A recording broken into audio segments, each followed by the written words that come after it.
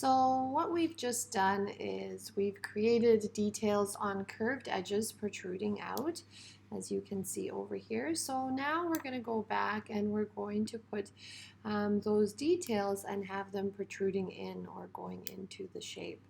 So the first thing I'm going to do is I'm going to duplicate this shape. So I'm going to press Control D and then move that shape over with my mouse. Okay, so the next thing I have to do after this is I have to ungroup those shapes and delete that cube. So I'm going to highlight that cube and delete it.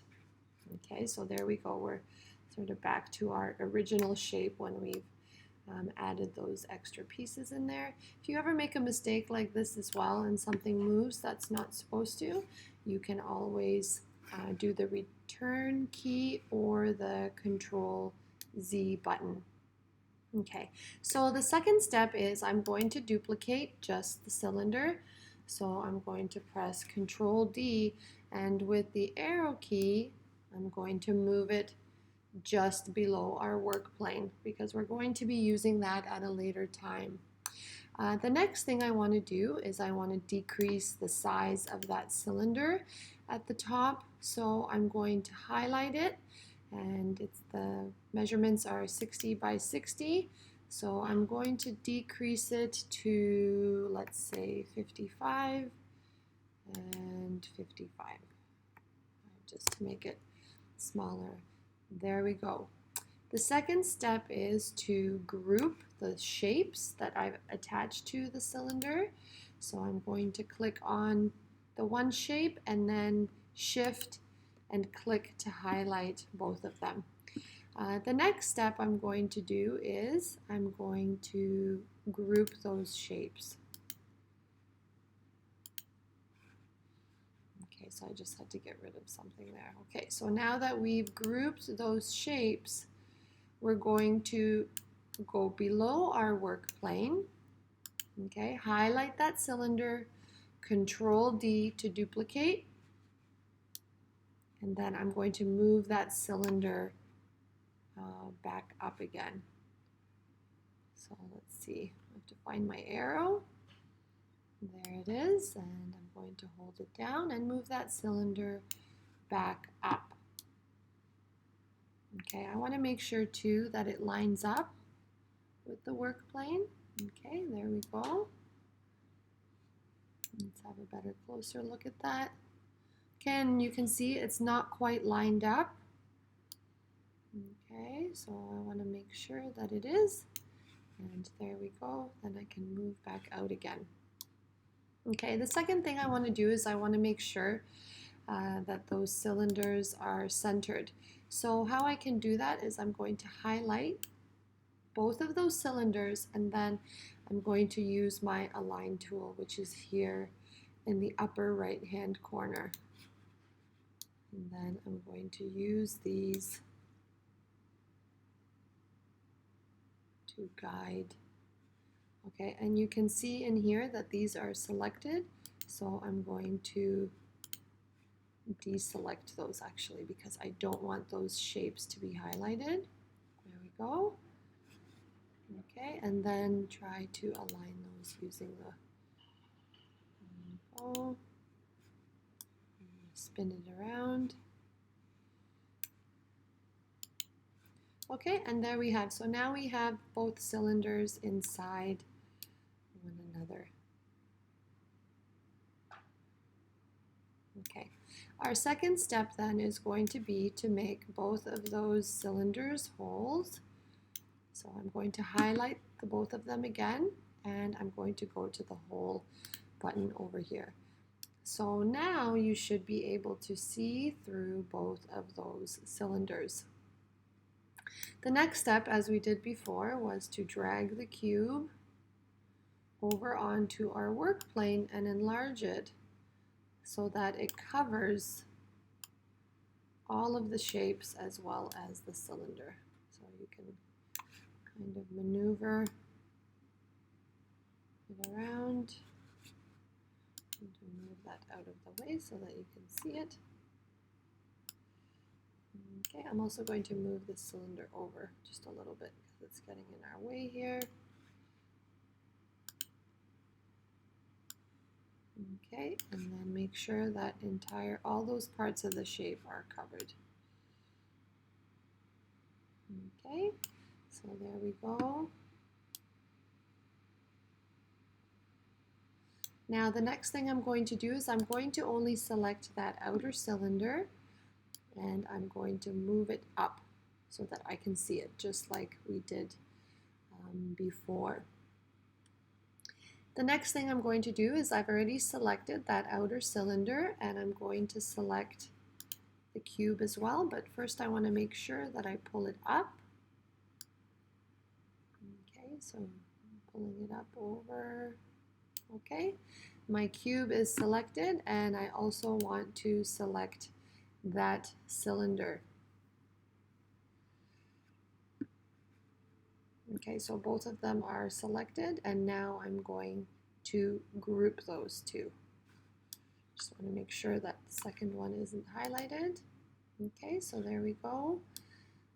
Your image should look something like this. Okay, so our next step is going to be to select the the inner cylinder and the attached pieces and group them. So let's see if I can do that. Okay, I moved it again by accident, oops. So I'm just going to move it back. And let's see if I can select. Okay.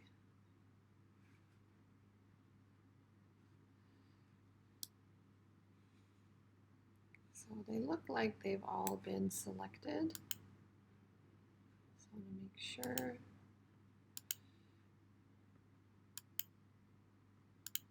Okay, so let's see what happens with that.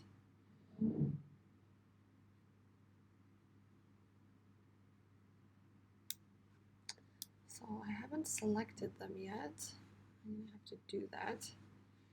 So if you're having trouble selecting, is you can actually go inside the shape.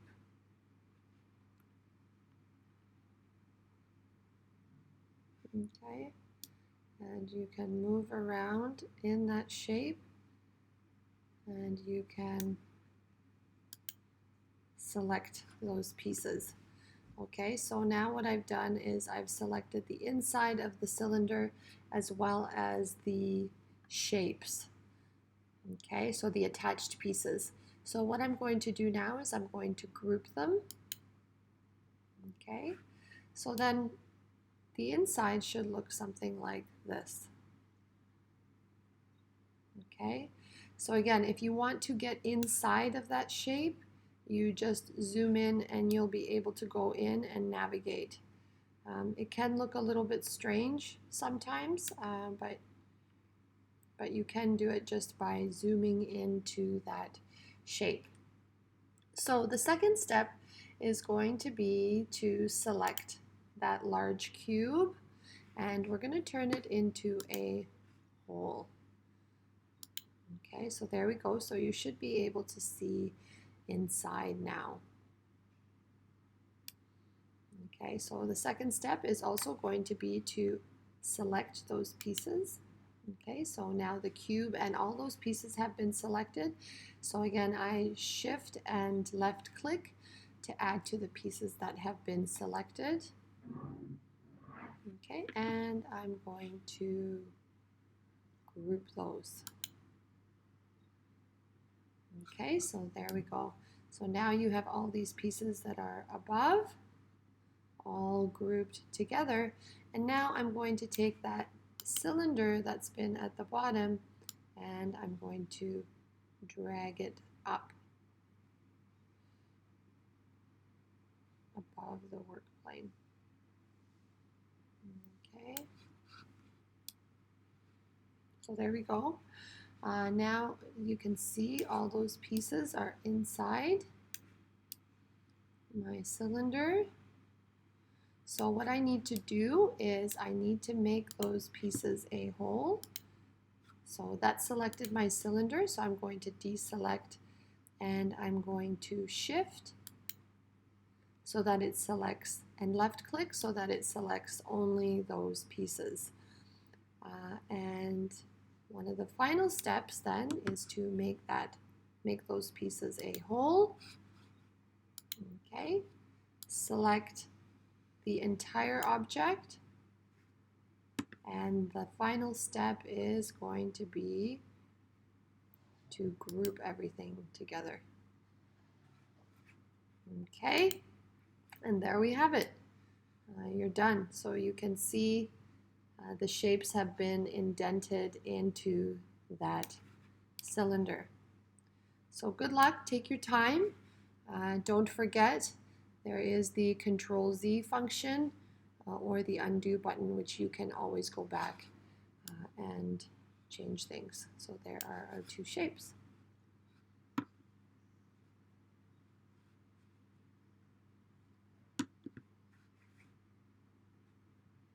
Thank you.